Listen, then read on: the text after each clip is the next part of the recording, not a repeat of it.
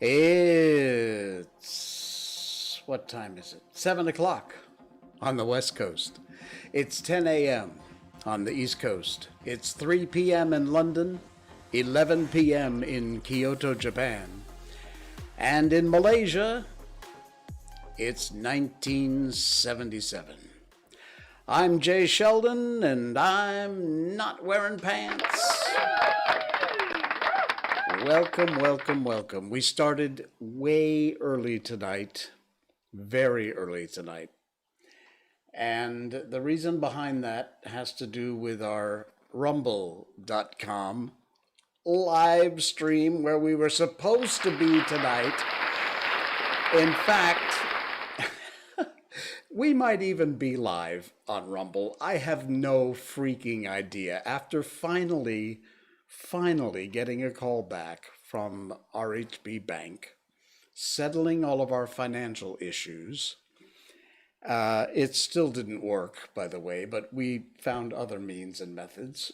And so we got all that fixed. We got ourselves all set up. Of course, we'd had a Rumble account for a long time. All of our shows are videos on rumble.com, Jay Sheldon No Pants. But we wanted the chance to be able to go live. I am looking at Rumble right now, and it says live, but all it's doing is looping our placeholder thing over and over and over again. So I don't know. It's just sitting there. I have no idea what's going on or if we're live, or I don't think we are, but we did everything by the book. We are, however, live on Facebook, on YouTube, and of course on twitch.tv. So thank you for that and welcome in. And hello to all of our podcast listeners across Spotify, Apple Podcasts, Google Podcasts, wherever you may listen to your podcast. Thank you for the downloads and the subscriptions over there. We appreciate that very much. It's just funny looking at I wish I could show you this. It's just the same please stand by running over and over again. So I have no freaking idea. I don't know what's happening. It's very weird.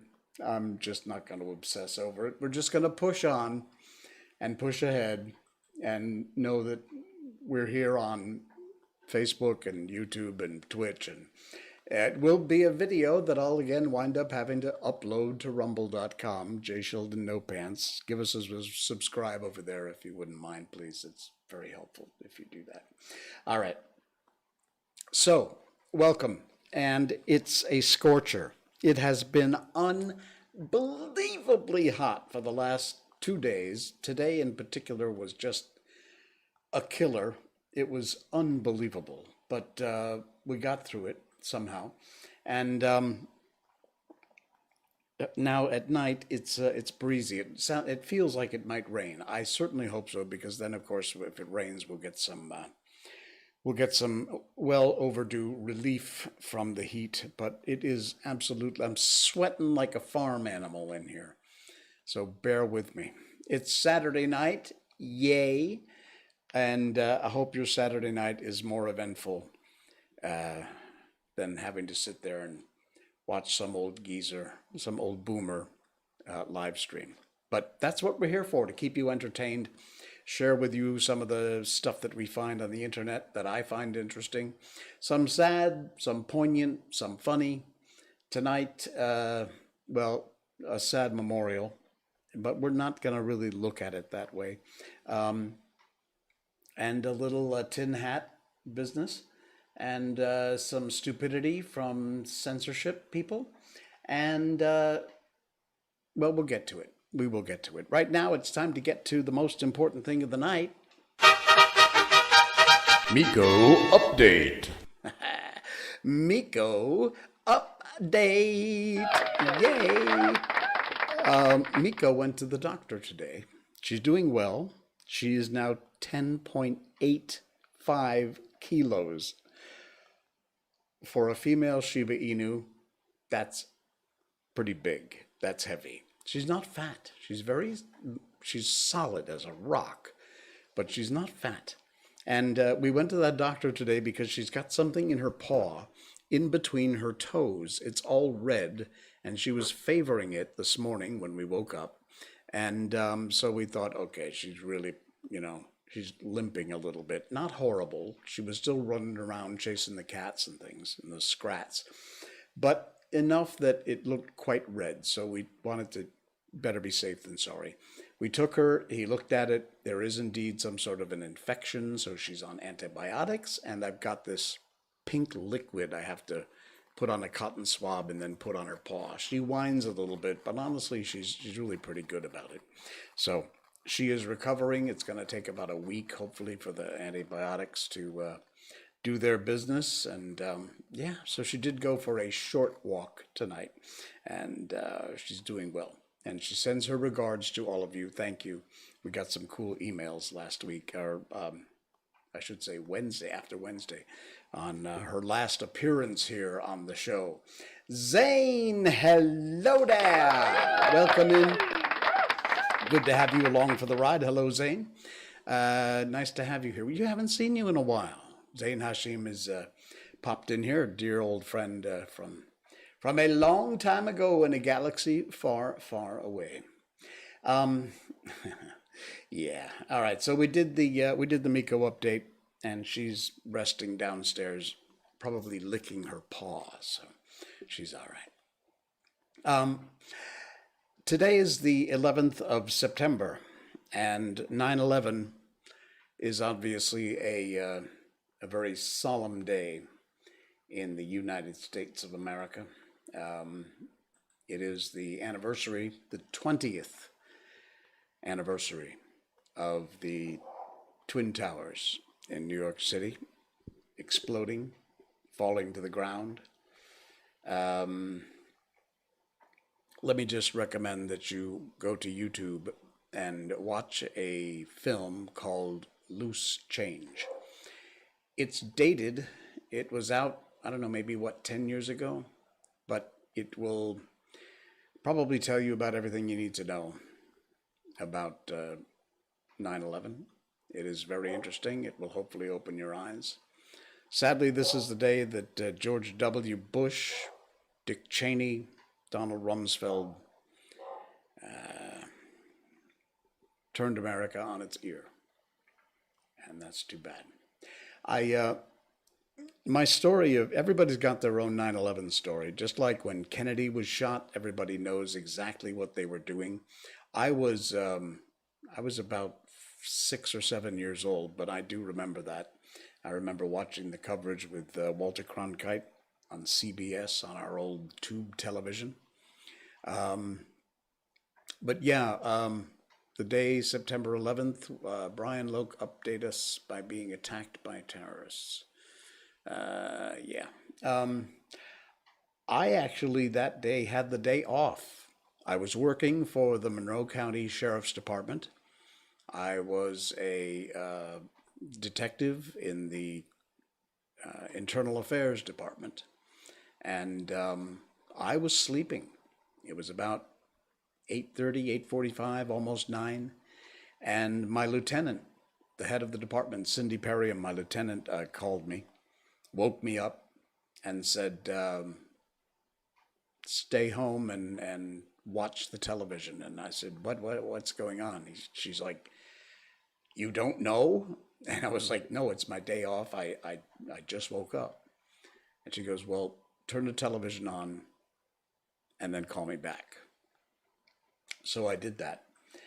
And yeah, I turned it on just in time to see the second plane hit the buildings. And of course was glued to the television. At some point, we all went into the office and prepared for whatever was next. But being in law enforcement on that day, it was pretty fateful. I will remember that day forever. And yeah, let me just highly recommend that you check out a film called Loose Change. And Building 7. I'll leave it at that. 20 years ago today. In fact, 20 years ago, just about now, an hour earlier. All right. I don't want to spend a whole lot of time about that, but we will kind of loop around and get back a little bit to that again, coming up with some of the other stuff we want to talk about tonight. And of course, we will also have our book tonight. We're doing The War of the Worlds. If you're not aware of it, if you're the first timer to the show or to the podcast, we read classic books at the end of our show. Usually takes up the last 15, 20 minutes or so. And we've done tons of them. We've done Alice in Wonderland, Peter Pan, The Wizard of Oz, Little Prince, Velveteen Rabbit. And right now we're doing H.G. Wells' The War of the Worlds. So we'll have another chapter. Chapter 8, I think, is coming up tonight. And I will also give us a plug for patreon.com/jsheldon if you'd like to support the show. Buy us a coffee, as they say. It's a very small donation you can make over there on Patreon. There's a couple of other tier levels that'll get you all of our private access to all of our books, our classic books being read chapter by chapter, all laid out for you, cut out of the show and presented in like an audiobook kind of format.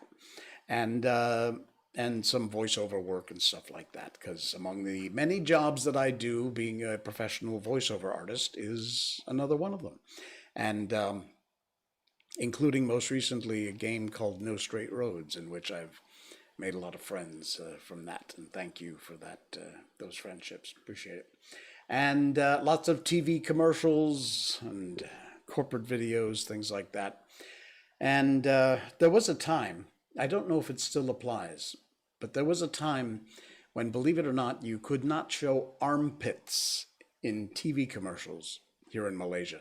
You know, like this, you couldn't show that in Malaysia on TV commercials, which made advertising underarm deodorant especially fun. One of the best, I don't think I can air it because I'll get a copyright strike, but there is an ad out there which uses the very censorship ruling that you can't show underarms in the most creative way I've ever seen. I don't know how to describe it to you. I'll try and get a link.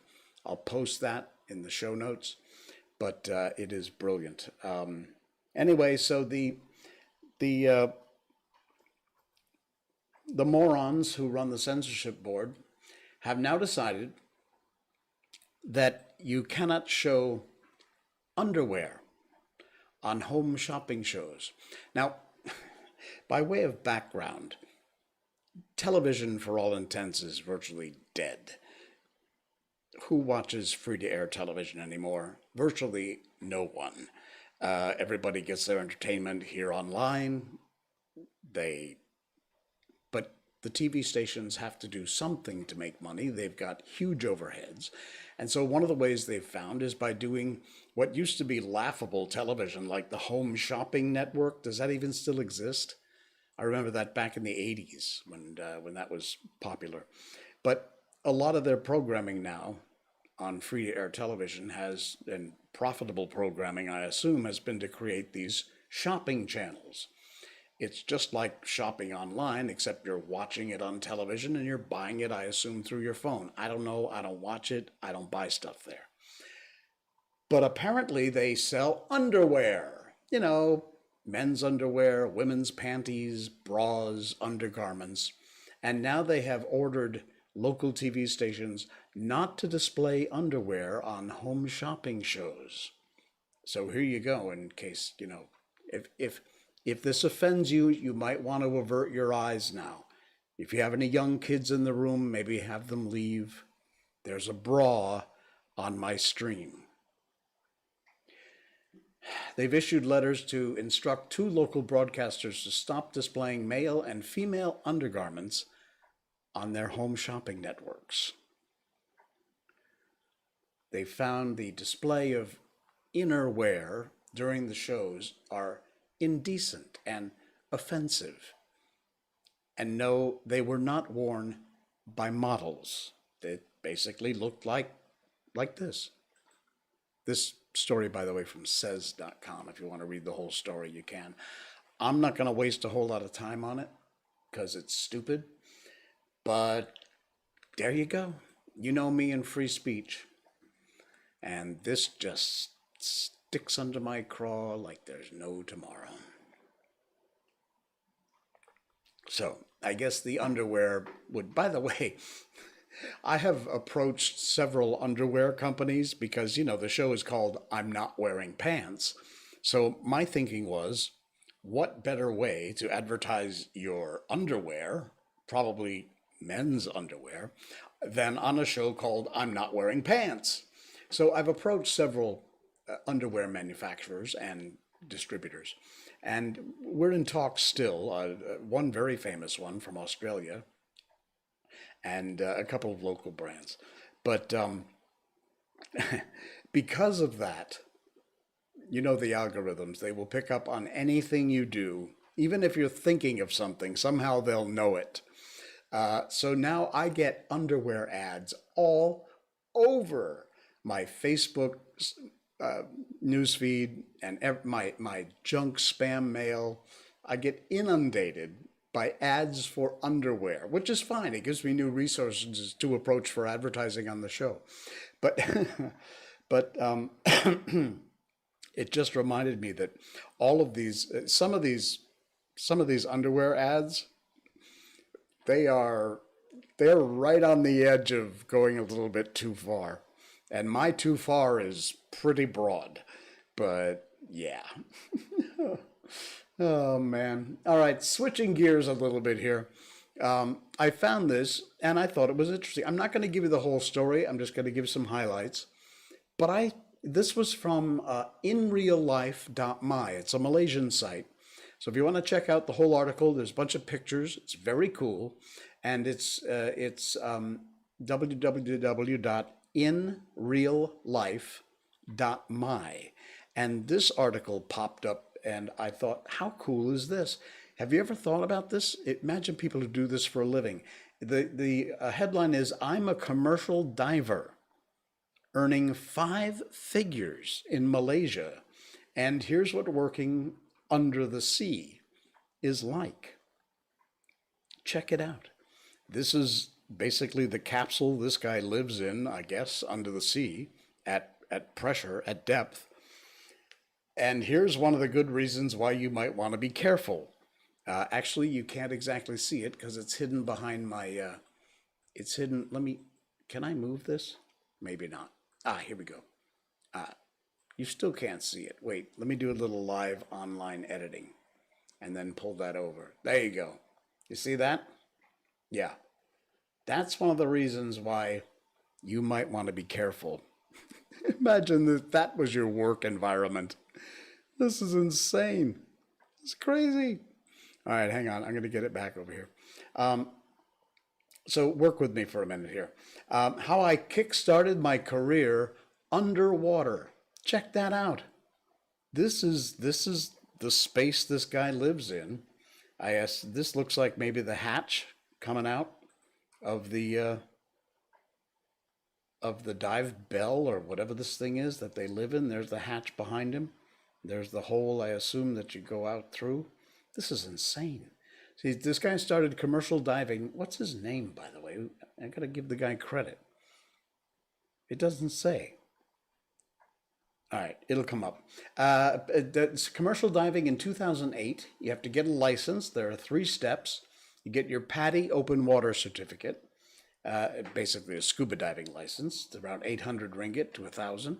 And you put yourself in a commercial diver training course that ranges up to 50 meters.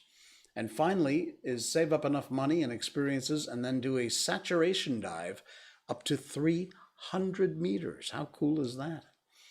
You don't need to be able to hold your breath or a national swimmer to be certified. The only entry requirement is that you have a minimum age of 18, an open water license, and a little bit of money. Actually, a lot of money, about 100,000 ringgit. The commercial diving course isn't cheap. My goodness, that's insane. However, commercial divers make a ton. Dang, I'm in the wrong business. Look at this. For air divers, 1 or 2 hours per 12-hour shift. The rest of the time you're working on deck. $600 to $800 a day plus an allowance. Air divers with a professional license get 30 to 50 more on top of that. And then saturation divers make between $1,002 and $2,000 a day, plus gas bonus, breathing helium and oxygen. Between $1,002 and $1,006 a day. That's insane. I mean, difficult work, not easy. But man, there is some good bucks to be made. That's incredible. And while I'm sure once you start actually diving for a living, it becomes like anything you do. I mean, if you love it, and you should, great. But as you know, you and I sitting here in our nice, warm, dry environments are thinking, oh yeah, that'd be dynamite, that'd be cool. After a while, I assume it's probably going to get to you. But wow, I cannot believe the kind of rates these people make. That's insane. Insane. Hey, I found this, and it needs a little pre-sell here. One of the things that happens when you get older, like this guy, and this is a weird thing to talk about, but you know what? One of the things we do on this show is we be honest. So here you go. When you start to get to my age, death becomes something that you actually think about because you are closer to that than you are to your birth. And I'm in my 60s, the beginning of my 60s. And we think about things like that. I have to say, by the way, our deepest regrets go out to my cousins. My Aunt M passed away earlier today. We remember Aunt M very dearly. She was an incredible woman. Sadly, in the last few years, she suffered from breast cancer and dementia, and she's in a better place now. So Aunt M, we love you. But in addition to our own lives, which I've got a brilliant thing coming up here in a minute, we think about our pets, particularly our dogs, particularly specifically Ms. Miko. But if I have seen, I'm a member of a bunch of different Shiba Inu groups on Facebook, and there's always putting posts and things. And every time someone loses a pet, it gets me right in the feels. I can't help but get emo about that every time I read one of those stories. I found this, and I think this might help you if you are dealing with the loss of a pet. It's a poem by Emmanuel Grandy, dedicated to our four-legged friends. If you're afraid of giving me few caresses, you should know that I haven't forgotten even one. If you regret scolding me even once, you should know that I don't even remember it. If you think you've left me alone too long, you should know that I've always been waiting for you. If you're afraid to spend little time with me, you should know that even that little, I've enjoyed every moment. If you think you've played little with me, you should know that I've never counted the times you threw the ball at me. If you think I've forgotten your perfume, you should know that even now, I'm smelling it in the wind. If you want to be reborn in another life, you should know that I would be your puppy in that one too. If you're convinced you have some flaws, know that you've been the perfect one for me. If you think love can end, you must know that in my heart, the place of love is infinite. If you think you have regrets about me, you should know that I wouldn't change a single second of my life I've spent with you. If you think I no longer hear your voice when you call me, just trust the sunset breeze with the task of bringing me your words. If you think I can forget your face, you should know I wanted to live just to enjoy your look. If you think I could have loved someone more than you, you should know that I've loved you more than myself. If you think I wanted more than you gave me, know that I've always felt like the happiest puppy in the world. If you've ever felt lonely, no, I've never felt that in my place next to you. If you think my life's been short, know that I wouldn't have wanted to live another minute if I hadn't spent it by your side. And if you fear I'm no longer near you, know that as soon as you close your eyes, I'll fall asleep next to you. If you think you haven't made the right decision, you should know that I've always trusted you. Always. And if you dream one day of being able to see me again, you must know that I will be there waiting for you, like I've always done. Wow. Heartfelt. That's tough to get through, actually. Wow. From the Shiba Inu group. That was nice. All right. And yes, we're going to keep it on the down on the down side, because I found this, and it relates to a lot of folks these days. Sadly, we have seen more and more people who have lost loved ones, and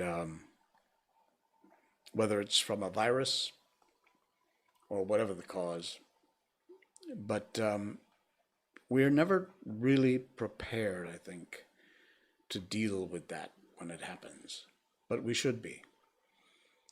When someone goes suddenly, there's little you can do to prepare, or it just happens and it was their time, it's their time.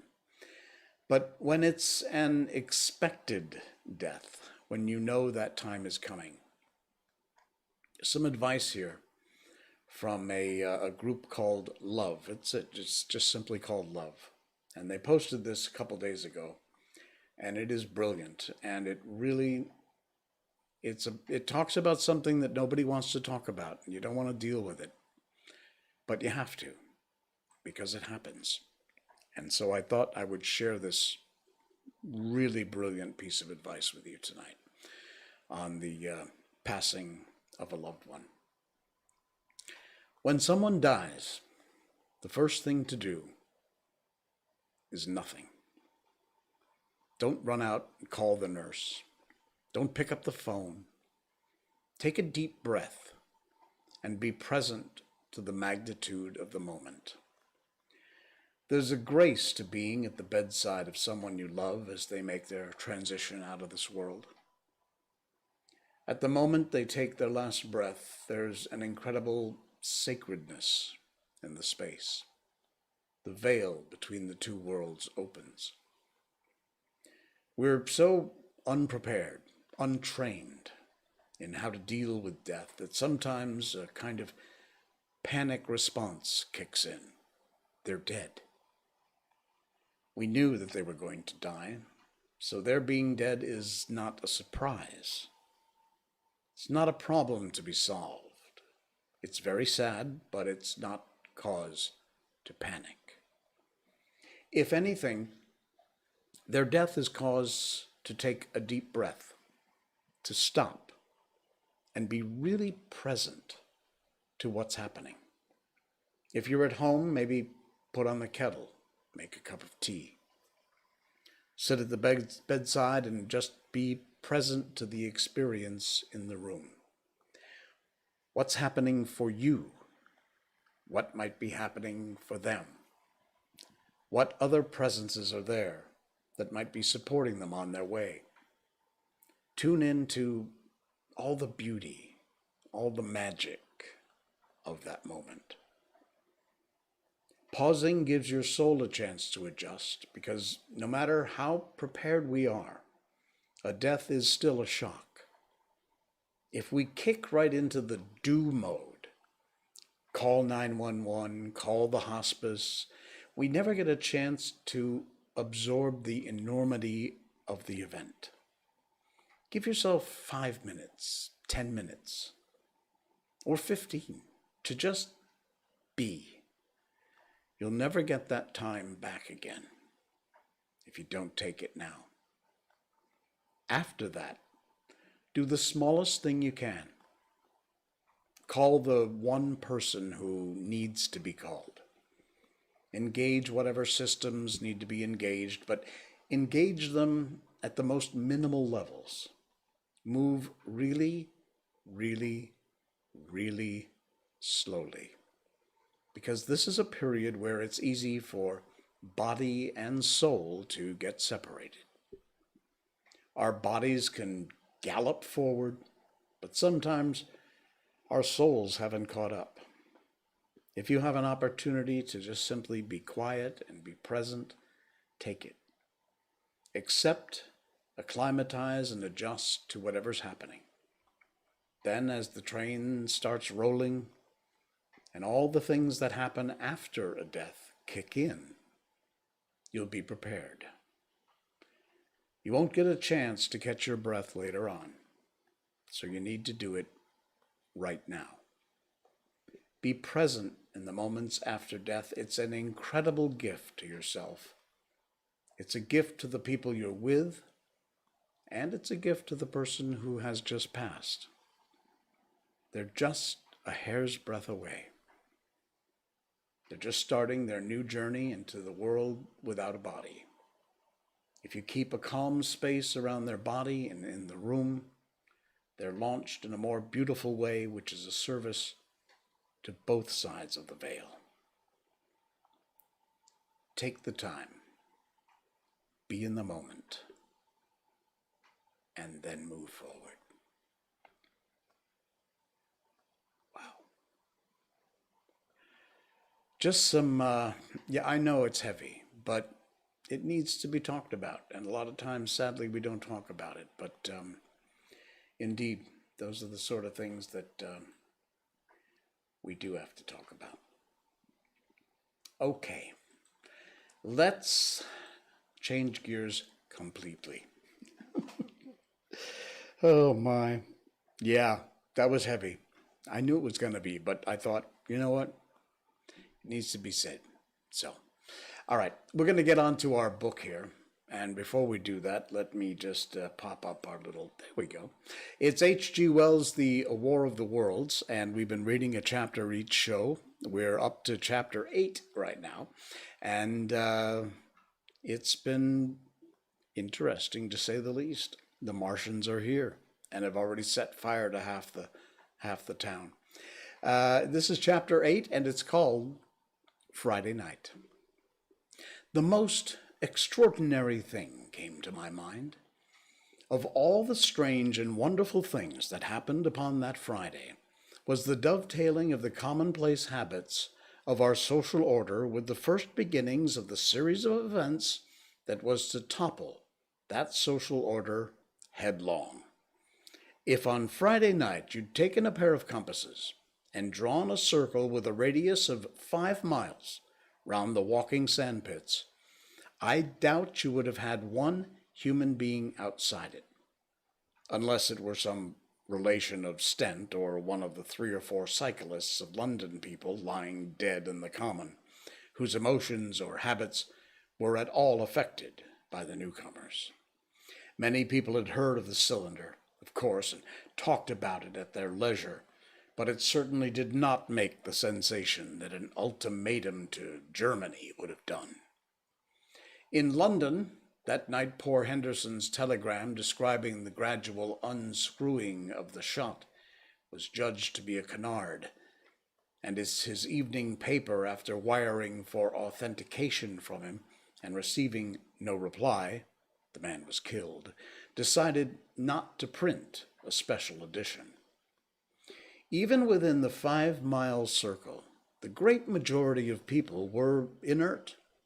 I've already described the behavior of the men and women to whom I spoke. All over the district, people were dining, supping, working men were gardening after the labors of the day, children were being put to bed, young people were wandering through the lanes, love-making, students sat over their books. Maybe there was a murmur in the village streets, a novel, a dominant topic in the public houses.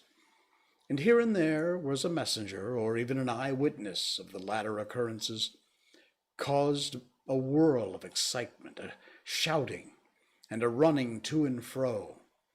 But for the most part, the daily routine of working, eating, drinking, and sleeping All went on as if it had done for countless years, as though no planet Mars existed in the sky. Even at Walking Station in Horsham and Chobham, that was just the case. In Walking Junction, until a late hour, trains were stopping and going on. Others were shunting in the sidings. Passengers were alighting and waiting, and everything was proceeding in the most ordinary way. A boy from the town, trenching on Smith's monopoly, was selling papers with the afternoon news. The ringing impact of trucks, the sharp whistle of the engines from the junction, mingled with the shouts of "Men from Mars!" Excited men came into the station about 9 o'clock with incredible tidings, and caused no more disturbance than drunkards might have done. People rattling London words peered into the darkness outside their carriage windows, and saw only a rare flickering, vanishing spark dance up from the direction of Horsell, a red glow and a thin veil of smoke driving across the stars, and thought that nothing more serious than a heath fire was happening.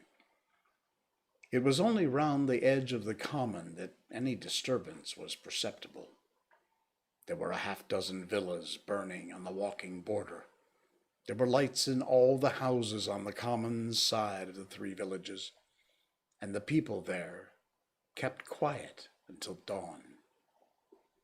A curious crowd lingered restlessly, people coming and going, but the crowd remaining, both on the Chobham and Horsell bridges. One or two adventurous souls, it was afterwards found, went into the darkness and crawled quite near the Martians. But they never returned, for now and again a light ray, like the beam of a warship's searchlight, swept the common, and the heat ray was ready to follow. Save for such, that big area of common was silent and desolate, and the charred bodies lay about on it all night under the stars, and all the next day. A noise of hammering from the pit was heard by many people. So you have the state of things on Friday night. In the center, sticking into the skin of our old planet Earth like a poisoned dart, was this cylinder. But the poison was scarcely working yet. Around it was a patch of silent common, smoldering in places, and with a few dark, dimly seen objects lying in comforted attitudes here and there. Here and there was a burning bush or tree. Beyond was a fringe of excitement, and farther than the fringe the inflammation had not crept as yet. In the rest of the world the stream of life still flowed as it had flowed for immemorial years. The fever of war that would presently clog vein and artery, deaden nerve, and destroy brain had still to develop. All night long the Martians were hammering and stirring, sleepless, indefatigable, and at work on the machines they were making ready, and ever and again a puff of green whitish smoke whirled up to the starlit sky. About 11, a company of soldiers came through Horsell and deployed along the edge of the common to form a cordon. Later, a second company marched through Chobham to deploy on the north side of the common. Several officers from the Inkerman barracks had been on the common earlier in the day, and one, Major Eden, was reported to be missing. The colonel of the regiment came to the Chobham Bridge and was busy questioning the crowd at midnight. The military authorities were certainly alive to the seriousness of the business. About 11, the next morning's papers were able to say, a squadron of hussars, 2 Maxims, and about 400 men of the Cardigan Regiment started from Aldershot. A few seconds after midnight, the crowd in the Chertsey Road walking saw a star fall from heaven into the pine woods to the northwest. It had a greenish color, and caused a silent brightness like summer lighting. This was the second cylinder. And that's chapter 8. Coming up on our next stream on Monday night, we'll move on to chapter 9, which is called The Fighting Begins. Ooh. All right, that's H.G. Wells' The War of the Worlds. We'll continue that next time. Hey, thank you for joining, everybody. We had a great night. Sadly, I see my standby loop continuing over at Rumble. We tried. If nothing else, please, we'll figure it out. Hopefully, we'll work on this tomorrow on this live thing. We'll probably do some test live streams over there on Rumble. But I'm not sure that it worked tonight. But do check out rumble.com. Sign up for a free account, no cost to you. And just check out rumble.com/JSheldonNoPants. Subscribe, and you'll be able to see all our old shows there. Especially if you're a podcast listener, you can watch the video version of the show there on rumble.com, JSheldonNoPants. Patreon.com, JSheldon is where you can help support the show. And I will see you again on Monday night. Enjoy the rest of your weekend, my friends. I'm Jay Sheldon. I'm not wearing pants. Good night.